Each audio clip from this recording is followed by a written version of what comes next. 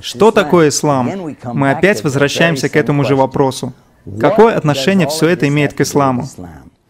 Мы говорили о том, что обозначает это слово. Мы говорили о слове «Аллах», о том, что это имя единственного Бога, достойного поклонения. Мы коснулись Божьих пророков и их послания, которому они учили людей.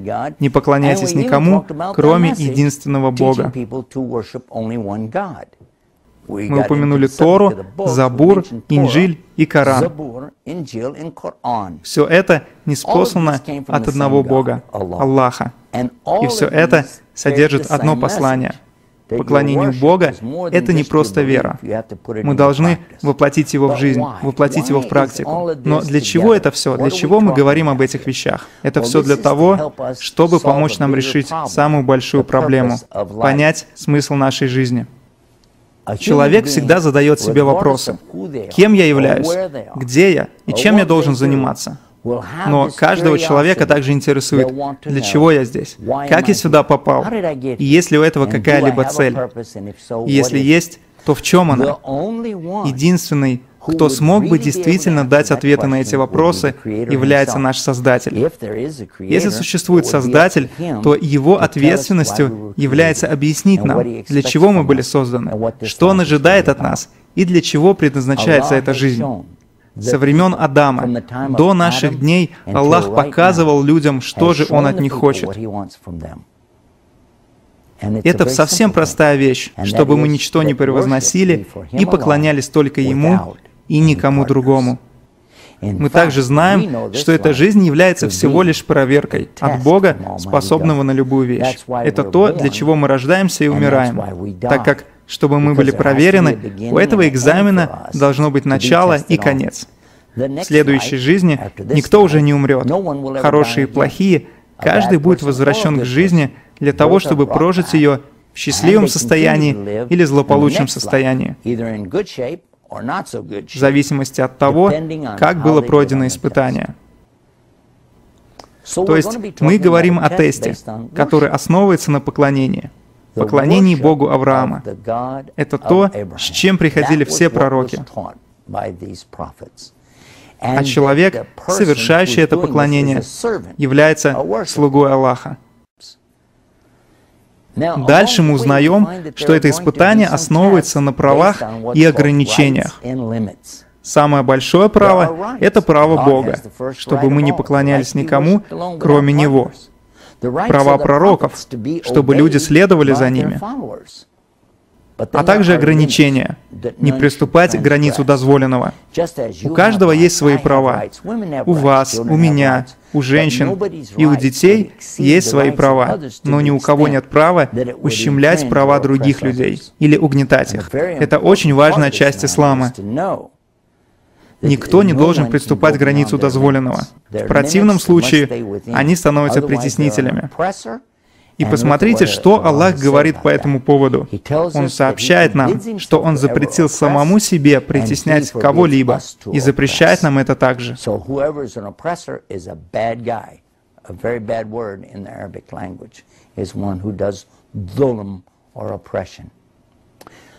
Обратимся к следующему моменту. Мы говорим об одном единственном Боге, Создателе. Это тот же Создатель, о котором повествует Библия, что Он создал небеса и землю за 6 дней. Это очень ясно сказано как в Ветхом, так и в Новом Завете для иудей и христиан. И также и в Коране, но есть отличия. Одно отличие.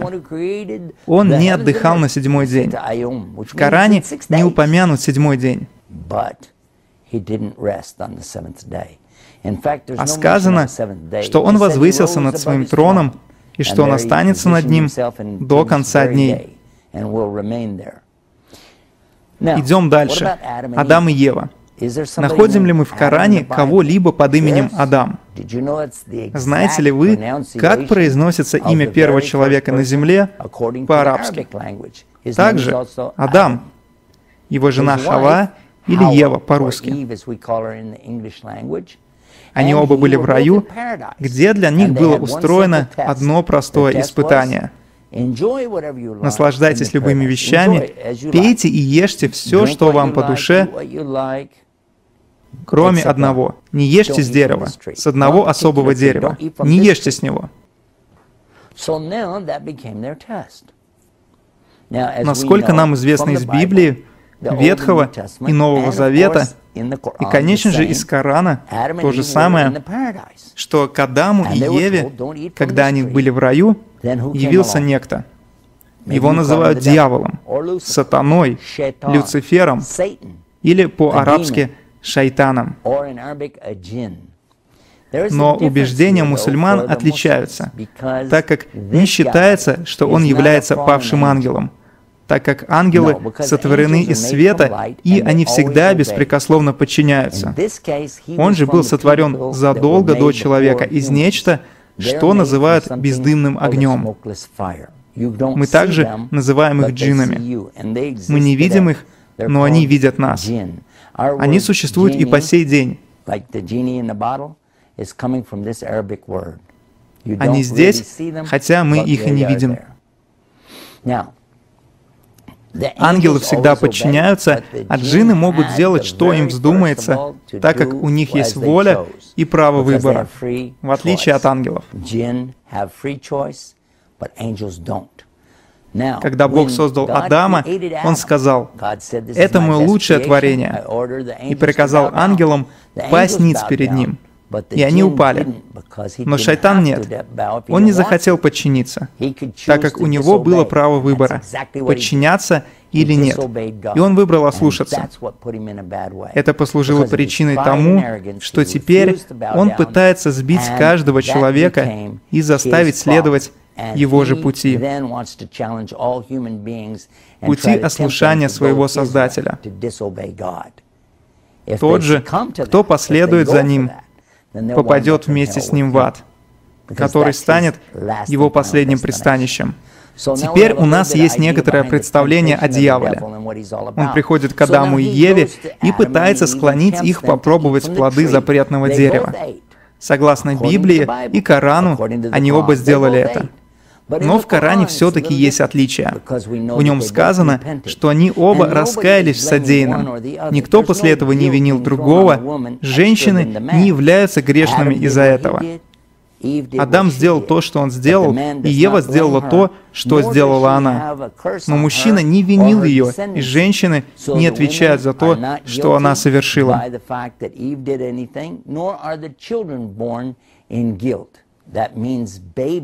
Дети также не рождаются с врожденным грехом. Они рождаются невинными. Невинными, как новорожденный ребенок. Мы знаем, что Иисус вернется в последний день. Но вернемся к последнему посланнику. После Иисуса больше не было пророков, потомков Авраама. Последним потомком его сына Исаака был Иисус, а последним потомком Измаила был Мухаммад.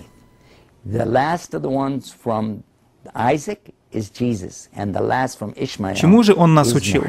Он был лучшим из обычных людей, он прожил свою жизнь и умер, у него были прекрасные манеры, не было плохих привычек, он не пил и не занимался глупостями. И вы знаете, что я имею в виду. В то время, когда все люди вокруг занимались отвратительными делами, он не был на них похож. Потому они называли его правдивым, честным и достойным доверия. Они дали ему так много прекрасных прозвищ, так как он был в стороне от всех мерзостей и грехов. И это все еще до пророчества. Поклонение Богу Авраама — это именно то, что нам повелевал Мухаммад. То же послание, что принесли другие пророки. Поклоняйтесь Богу Авраама, единственному Богу, у которого нет партнеров. Веруйте во всех его пророков и книги, с которыми они были посланы. И особенно в то, что Иисус был рожден непорочным зачатием, совершал чудеса по Божьей воле и распространял ту же весть. Нет другого Бога, кроме Бога, которому поклонялся Авраам и все пророки. И что Иисус вернется на землю, принеся с собой мир. Также Он предупредил нас о Антихристе, о многих обманщиках, которые будут называть себя именем Иисуса. Но не следуйте за ними. Это обман.